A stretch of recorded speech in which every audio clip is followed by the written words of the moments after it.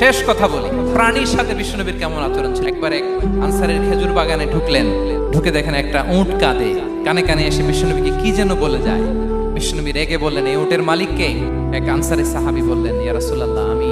বিশ্বনবী বললেন, তোমার কি ভয় হয় না আল্লাহর? কলেজের মধ্যে আল্লাহর ভয় নাই? আল্লাহ তাআলা দয়া করে উটের মালিক তোমাকে বানিয়েছে, উট কানে কানে এসে আমাকে বলেছে তুমি তাকে কয়দিন ধরে খাবার দাও নাই, আর তাকে দিয়ে কাজ করিয়েছে অনবরত। খবরদার, কিয়ামতের দিন আল্লাহ তাআলা জালিমের কাতারে তোমাকে দাঁড় করাবে। প্রাণীর জন্য বিষ্ণু ইসলাম কত দয়াদ্র ছিলেন। জবাই করার সময় বিষ্ণু বলতেন, ইহসানের সাথে জবাই করো, ছুরি ধারালো করে রাখো। কোরবানির সময় আমরা প্রাণীটাকে কি করি? আদর করি না, মেরে ফেলি। বলেন তো, জবাই করা মানে কি?